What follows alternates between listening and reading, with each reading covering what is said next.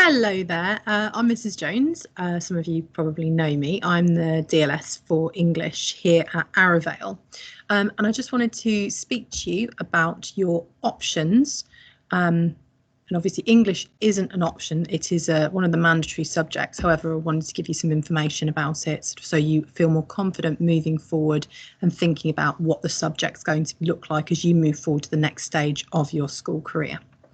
Okay, so first of all, like I mentioned, English isn't optional, but why is it important? So I wanted to kind of talk you through a little bit why English is an important subject for you to study and why it isn't an option. Most colleges, universities, further education, apprenticeships all require you to have a grade 4 as a minimum in both English. We are classed as core subjects. So that means that you have to study English and maths until you are 16.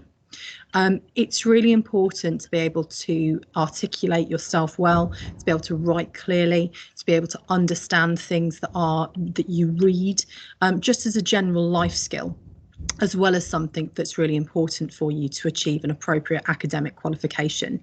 So it's a very, very important subject. It's something that everyone is required to get a qualification in to move forward.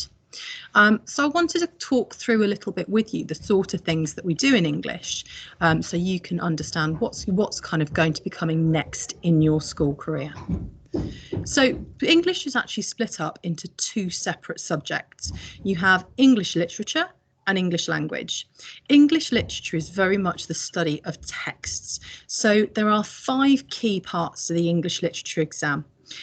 We study a Shakespeare text, and here at Arravale we study Macbeth, which is a really exciting text.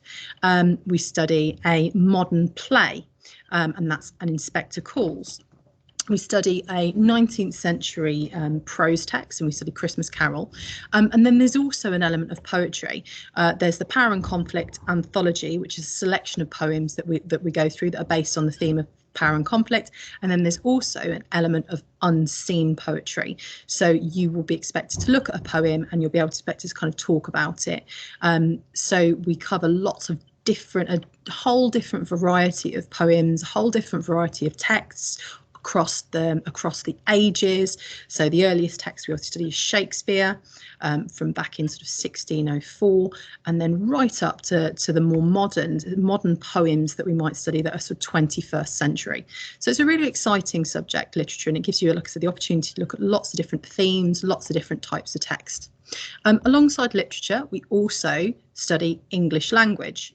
So English language is the more practical side of the subject, whereas English literature is very much about analysis of text. English language is your more practical side of the English subject. In English language, we look at there's different elements. We look at fiction and non-fiction texts. So one of the main things we need to do for English language is for you to be able to understand, comprehend and analyse reading texts. So you'll look at non-fiction texts, in other words, texts that are sort of real life situations like newspaper articles or speeches that have actually sort of taken place. And you'll also look at lots of different types of fiction texts. However, unlike literature, we don't study the full text for language. We tend to look at extracts and short stories. The other side of English language is the writing side. So if you enjoy creative writing, part of the exam for English language that I'll talk about a little bit later is creative writing, so whereby you write your own story or your own piece of description. And there's also an element of non-fiction writing, which is really important for all of us really moving forward, that we can write appropriate letters, that we can write appropriate speeches, that we can write in a style that is persuasive. So that's why language is often seen as the more practical side of English, whereas literature is the more sort of analytical side of English. So what are your English lessons going to look like? So we break down English lessons into literature and language lessons. So like I said, the literature lessons will look at the texts that I mentioned before, all the different, we'll look at them in a really kind of fine-tooth comb. We'll look at them in a lot of detail. And your language lessons will be more the practical application of looking at extracts, for you to be able to explore creative writing and non-fiction writing. The other element of English that's really important is your spoken language. So it's not just about being able to write and to read, it's also about being able to articulate yourself clearly, to be able to speak clearly.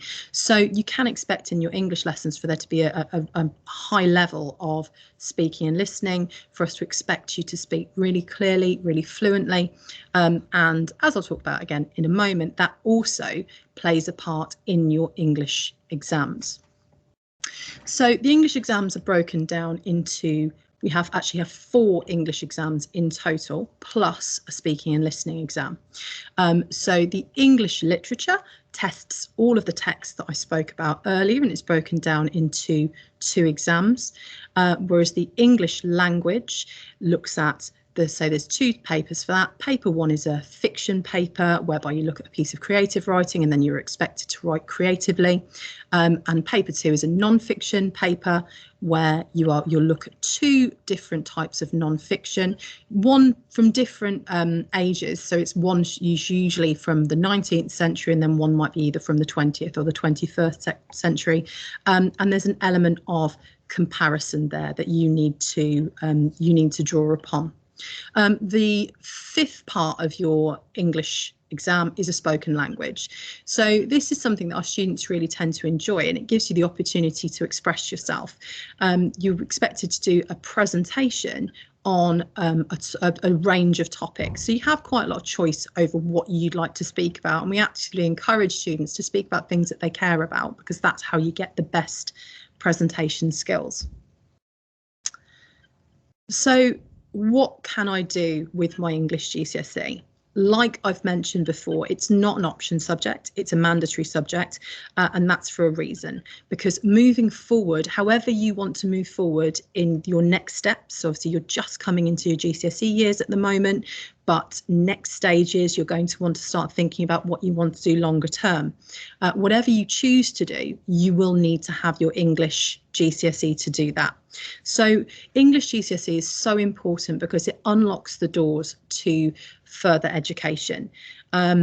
If you don't get your English GCSE first time round, you'll often be expected to resit when you start your sort of higher level of education, which is not something people really like to do. So obviously it's always best to try and get it the first time round. It can directly lead into careers like teaching, writing or authorship, journalism, copywriting, advertising, media. There's a whole range of careers that it directly leads into as well, and a really exciting range of careers, and that is just to name a few. Like I said, English is one of those key skills that everyone looks for, that everyone, when you go into a job, they need to know that you're literate. They need to know that you can read appropriately, that you can write appropriately, then you can speak appropriately. And that is why English is such a key subject. At Arrow Vale, we also offer English at A level. So if you particularly enjoy English and you want to carry on all the way through to year 13, we offer English literature. Again, it's a great subject, a really wide range of texts that we study, lots of interesting literature texts from across the ages, across the genres, plays, poetry, prose. And so if you do enjoy it, that's also somewhere that English can take you. It can take you on to your further education courses and possibly even into university. English is a really popular subject at degree level as well, both language and literature. So it can take you lots and lots of places. Thank you very much for listening. Thanks for joining me for the options talk.